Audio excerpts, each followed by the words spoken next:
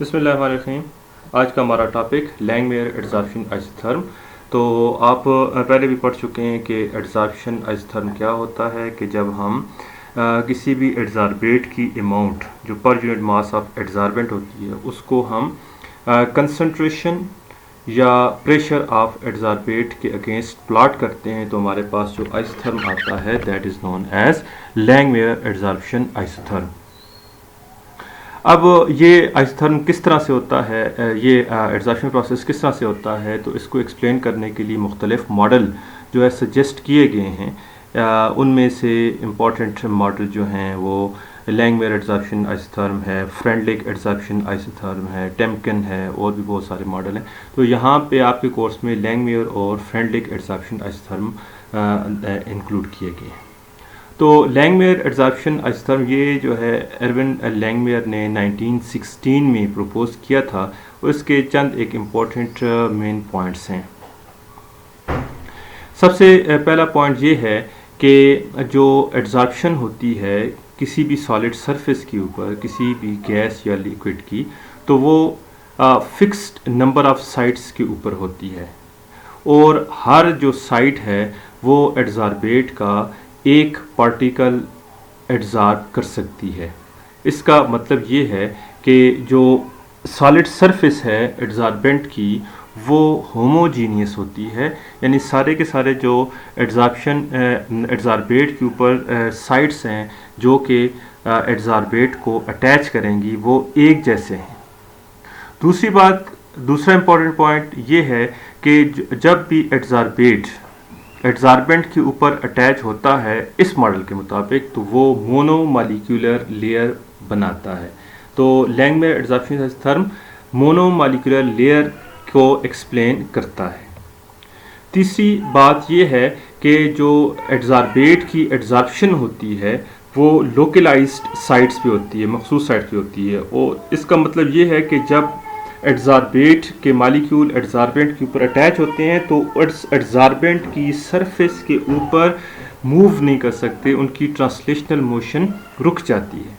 तो 3 main points हैं इसके, इनको हम सम अप करें तो ये है कि एक तो ये है कि एडजॉर्प्शन होमोजीनियस सरफेस के ऊपर होगी, यानी ये मॉडल उस एडजॉर्बेंट के ऊपर एप्लीकेबल होगा जिसकी सरफेस होमोजीनियस होगी।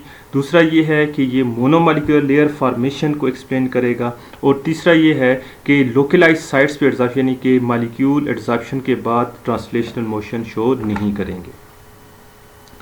इसको मैथमेटिकली डिराइव हम करते हैं इसके लिए इक्वेशन।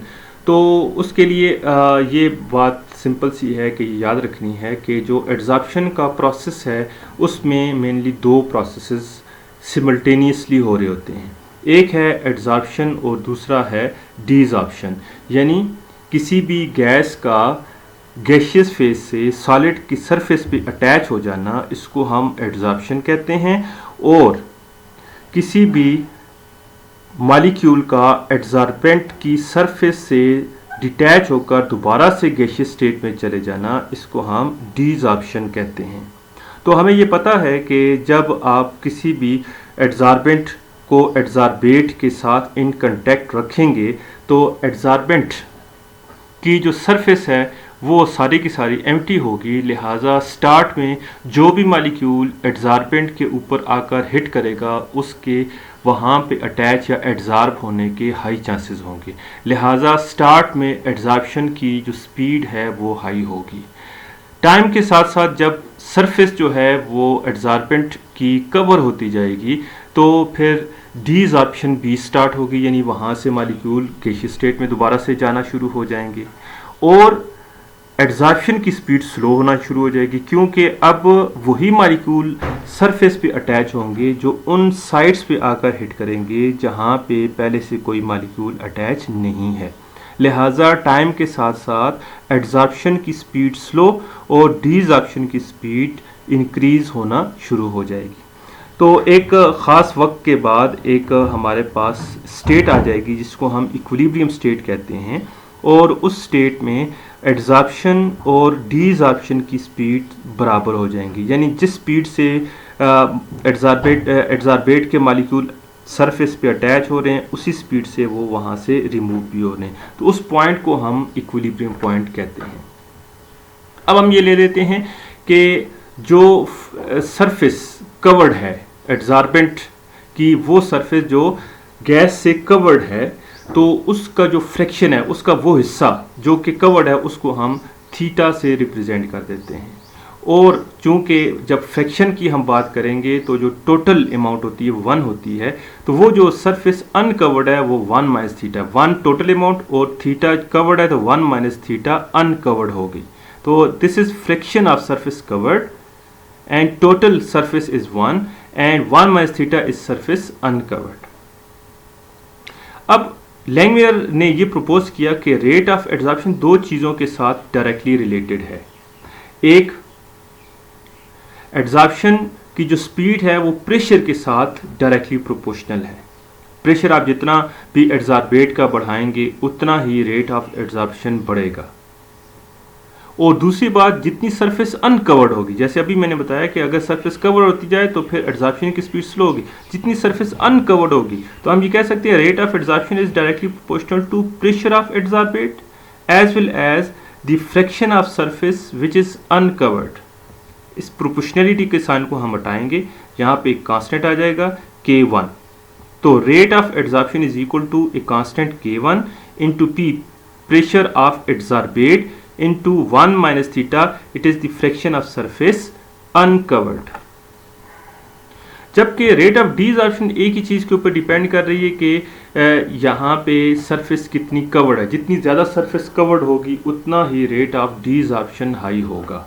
तो हम ये कह सकते हैं rate of desorption is directly proportional to theta. इसमें ये बात याद रखनी है कि टेम्परेचर से भी डीजॉर्प्शन जो है वो इंक्रीज, लेकिन यहाँ पे ये आइसोथर्म हम ले रहे हैं, लिहाजा टेम्परेचर कांस्टेंट है।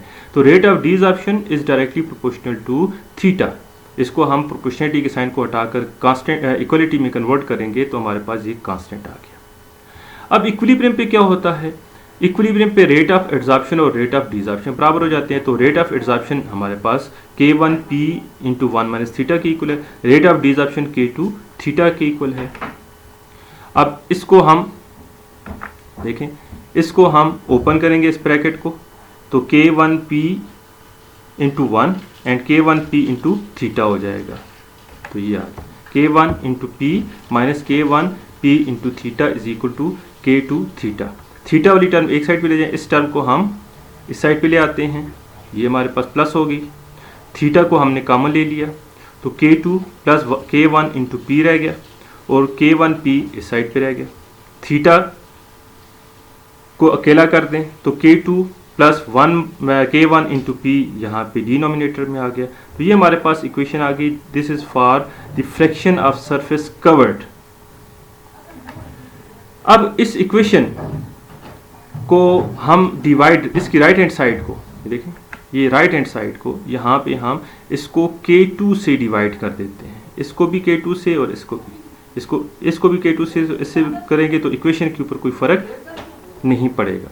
तो ये हमने K1P डिवाइड बाई K2 कर दिया, नीचे वाली जो है K2 इसको भी K2 से, K1P डिवाइड बाई K2, तो ये K1 ओवर K2 ये भी कांस्टेंट है, K1 ओवर K2 क्योंकि ये दो कांस्टेंट का एक रेशो है तो ये भी कांस्टेंट होगा। K2 ओवर K2 1 हो जाएगा।